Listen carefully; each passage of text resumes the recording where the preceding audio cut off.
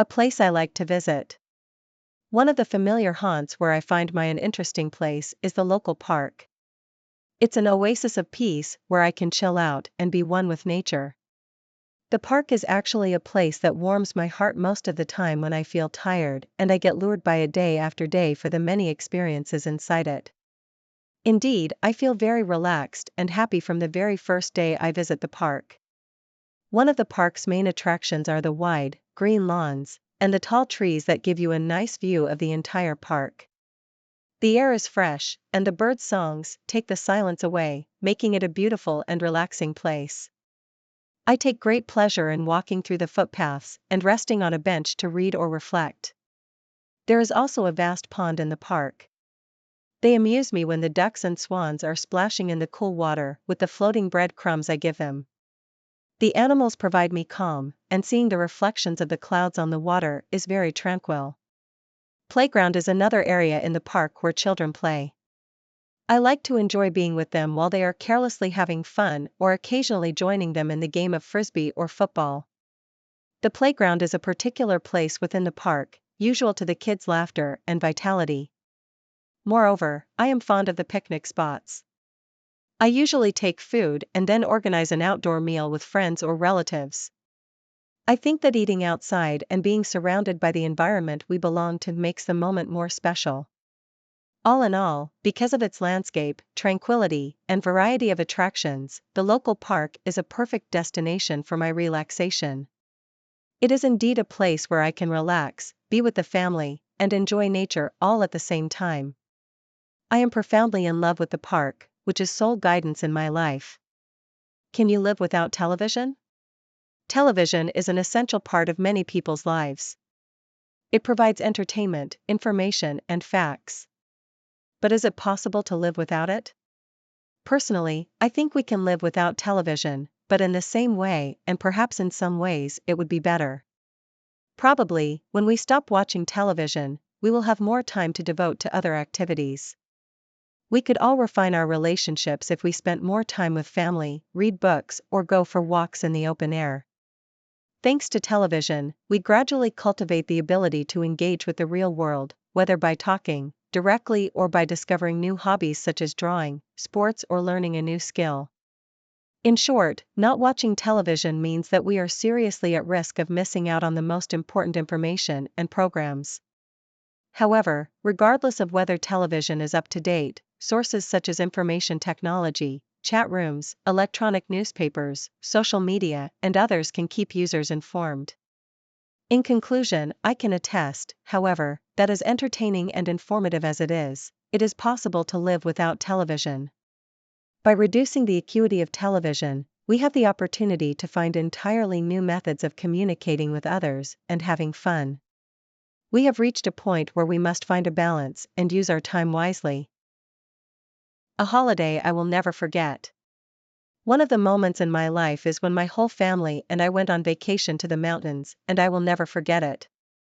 We went last summer and it was beautiful. The air was so fresh, and I can't describe the view, which was so breathtaking. I was thrilled during the drive on the winding roads. At our destination, we were put up in a lovely little cabin. The fresh air was lovely and we were surrounded by trees hundreds of feet tall and brightly colored flowers. I used to wake up to the sound of birds announcing the start of the day. The highlight of our vacation was hiking in the mountains. The trails were a bit difficult to navigate in some places, but the experience of being on top of the mountain was the best. I had a spectacular view of the valleys and rivers below me. Another day we visited the lake, which was so clear and cool. We swam and jumped in the water.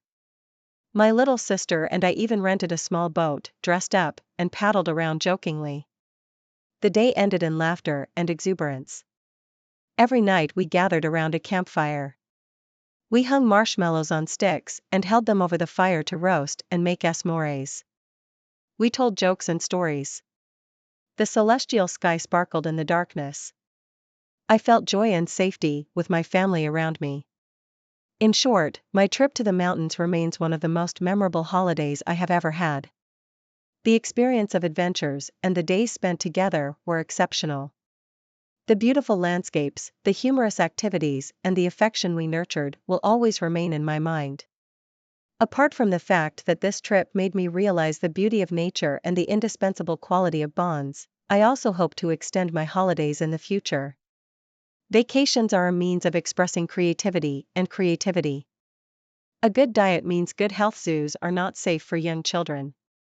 Most zoos seem like amazing places where children can see animals they have only seen in books or on television face to face, but some people think that zoos are not always safe for young children. Zoos are home to animals that are mostly wild and sometimes very dangerous. Even if they are fenced and caged, the workplaces are not without risks. It is adults who can understand and take risks when they cross the fence. So the risks of getting hurt or being bitten, scratched, or attacked with a child are very high. Having anxiety is but the "I was born to do it again" argument I could even come up with. The reasons why zoos are not safe for young children are curiosity and the fact that they are not aware of the dangers. Some animals, like leopards and bears, are strong and can hurt a person who gets too close to them. However, even animals that seem calm, like macaques, can become angry if they are scared, and it is difficult or impossible for zoo staff to control them. Although zoo staff do their best to prevent animals from escaping, employees can still be injured by the animals if an accident occurs. The fact that zoos are huge open places is the third reason. Often, children become joyful at a point where they get lost in the crowd and go to the side to watch it alone or walk slowly to the right side, managing to leave the whole pack behind them because the zoo is teeming with people. Parents can accommodate their children in the nursery itself, but the large number of people coming and going in all directions makes it a little more difficult to keep the children from running off in all directions. Incidents where children have entered animal enclosures or approached stressed animals indicate that young children are not always safe in the zoo. For example, there have been horrific cases where children have fallen into exhibit areas or been near dangerous animals. So obviously zoos are not panic-free zones, but children are often the ones at risk, and so guardians are responsible for anything bad that might happen and are never around them long enough. In short, the fun side of taking children to zoos is only one side of the coin. The safety issues are just as present, and even more so for children since the creatures are subject only to their whims. In zoos, there are animals that act according to their nature and children who have no idea what nature is. But zoos, with their measures, can relieve stress by providing a safer place. For children, the zoo is a place of life. A good diet means good health. It is important to incorporate a good diet into our daily life in order to have a healthy lifestyle. Food plays a major role in our body system by providing the necessary nutrients and energy. The food intake should include the four main food groups, which are fruits, vegetables, proteins, and grains. A balanced diet is one of the main aspects of our overall well-being. In this case, we can ensure that we receive all the necessary nutrients and that our body remains constantly fit and robust, both physically and mentally. A good diet contains essential vitamins and minerals. For example, citrus fruits and vegetables contain a lot of vitamin C that protects our immune system. Other proteins such as chicken, fish, and beans also give us strength and promote the development of our muscles. In addition, assembled foods, one containing rice and the other wheat, as well as other fruits, are not left out. One of the disadvantages of consuming foods that are not relevant to health, such as junk food and excess sugar, is that they harm the body. If a person consumes a lot of fast foods that contain too much salt, it can pose a threat to health. Weight gain and heart disease are examples of major health problems that a person can encounter. High sugar levels can also be perceived as fatigue. Physical exercise is one of the main elements of good health and is perfectly compatible with a balanced diet. With fresh fruits, it is possible to exercise frequently and have more energy, without having to resort to medical treatment. In addition, healthy meals contribute to general mental well-being. Therefore, maintaining physical fitness is enhanced by a good diet, which also makes us happier and more focused. Daily consumption of various healthy food options has a direct positive impact on our health, allowing us to avoid diseases and pay meager hospital bills. It is necessary to choose healthy options and not consume too much junk food. A balanced diet allows you to live a long and healthy life, with a lot of joy. Health is wealth. A school trip from my class. Last year, my class went on a field trip to the Science Museum. It was a fun day, and I was really looking forward to it. We left school early in the morning and took the bus to the museum. For a field trip, science can be a fun and interactive way to learn. On site, the exhibits we visited were fascinating. One of my favorites was the dinosaur exhibit I saw. There were amazing models of different dinosaurs, and we learned about their history and how they lived millions of years ago. Another exhibit that caught my attention was the space exhibit.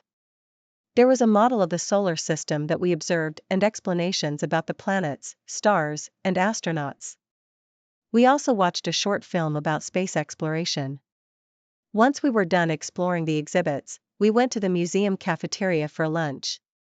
Afterward, we participated in a science workshop where we did some hands-on experiments. Viola. We made erupting volcanoes out of baking soda and vinegar, which was both fun and educational. The workshop showed us that science can be both lively and imaginative. The Science Museum trip was an incredible experience in my life. It gave me the opportunity to introduce my classmates to creative innovations in science. Interactive studies, such as field trips, diversify the teaching and learning process and show learners how science and education are interconnected with the real world. It is something I will always remember and cherish the fact that it was fun and educational. Christmas Eve with family and friends. Christmas Eve can be a time to catch up with family and friends, and it is a very unique and exciting night. It is an evening of happiness and anticipation as we get ready for the next day. Every year, our family and friends get together to do everything together and rekindle the family and friendship bonds. On Christmas Eve, we start with the decoration of the house with lights and decorations. The Christmas tree is indeed a treat to everyone with the bright lights and colorful decorations that it is decked with. We all put in our best efforts to make the house look attractive and warm. Next, we sit down to eat a sumptuous dinner together. We consume meats such as roast turkey, mashed potatoes, and dessert in the traditional way. Having dinner with family and friends makes a lovely and unique evening filled with warmth and joy. After dinner, we give each other presents.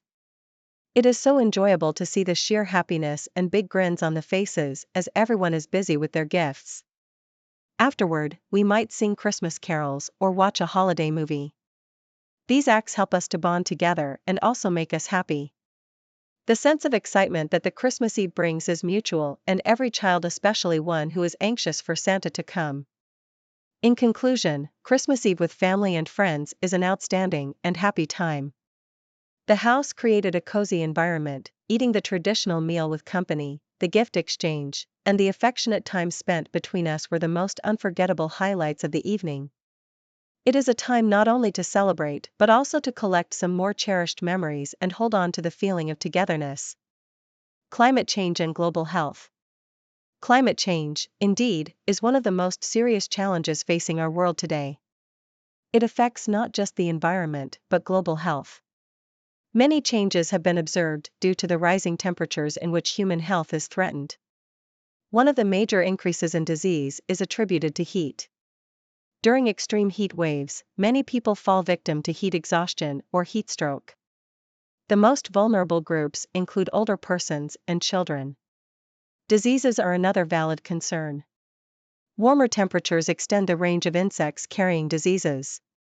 Some examples include mosquitoes infected with deadly diseases such as malaria and dengue fever, making their habitat zones previously off-limits to them because of the cold weather. This can potentially cause more outbreaks, allowing illnesses to emerge in areas where they are largely unheard of. Healthcare systems may be overrun. Air quality is also changed by alteration in climate. Along with the rise in temperature, levels of pollution are seen to increase. This leads to respiratory effects like asthma and bronchitis. People in urban areas may suffer the most. Poor air quality aggravates existing health problems and gives rise to new ones. Besides that, climate change can influence food security, too. Weather phenomena, such as droughts or floods, reduce crops and yield. It contributes to malnutrition and starvation.